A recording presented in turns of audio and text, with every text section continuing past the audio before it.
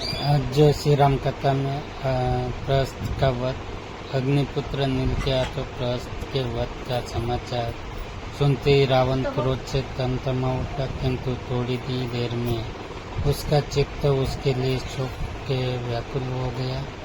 उसके मन में भय उत्पन्न होने लगा।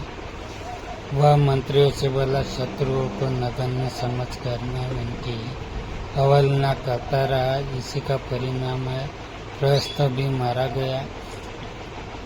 अब मैं समझता हूँ कि मुझे परमवीर कुंभकर्ण को जगाकर रणभूमि में भेजना होगा। केवल वही ऐसा पराक्रमी है जो देखते देखते शत्रु की संपूर्ण सेना का संहार कर सकता है।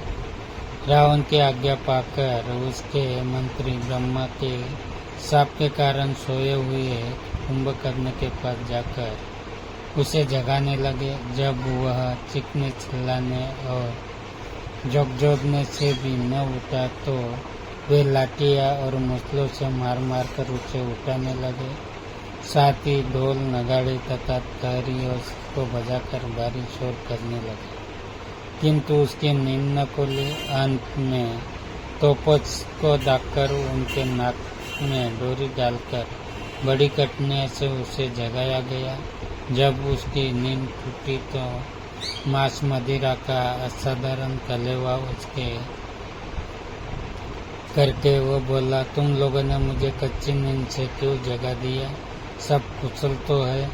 कुंभकर्ण का प्रश्न सुनकर मंत्री विपक्ष ने हाथ जोड़कर निवेदन किया, ये राक्षस शिरोमणि, लंका पर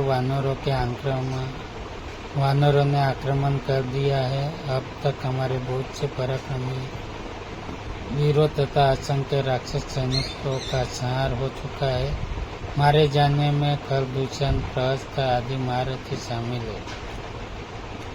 लंका भी जला दी गई है। ये सब वानर अयोध्या के राजकुमार राम की ओर से युद्ध कर रहे हैं। इस भयंकर परिस्थिति के कारण ही महाराज ने आपको जगाने की आज्ञा दी है। जब आप जाकर उन्हें धैर्य बंधाइए। ये समाचार सुनकर कुंभकर्ण स्नानादि से निवृत्त होकर राजसभा में रावण के पास पहुंचा। उसके चरण स्पर्श करके, महाराज, आपने मुझे इसलिए स्मरण किया है। कुंभकर्ण को देखकर रावण प्रसन्न हुआ। वो बोला, महाबली वीर, दीर्घ काल तक सोते रहने के कारण तुम्हें यहाँ के विषय में कोई जानकारी नहीं है। अयोध्या के राजकुमार राम और लक्ष्मण वानरों की सेना को लेकर लंका का विनाश कर रहे हैं। उन्होंने समुद्र पर पुल बांधकर उसे पार कर लिया है। इस समय लंका के चारों ओर वानर ही वानर दिखाई देते हैं। प्रहस्त, खर, दूषण आदि असंख्य वीर राक्षस सेना के साथ मारे जा चुके हैं। लंका में भय से त्राहि मच रही है। तुम पर मुझे पूर्ण विश्वास है। तुमने देवासुर संग्राम में देवताओं को खदेड़ जो अद्भुत वीरता दिखाई थी, वह मुझे आज भी स्मरण है। इसीलिए तुम वानर सेना सहित दोनों भाइयों का संहार करके लंका को बचाओ। इसके अतिरिक्त रावण ने विभीषण के निष्कासन आदि की बातें भी उसे विस्तार पूर्वक बताई।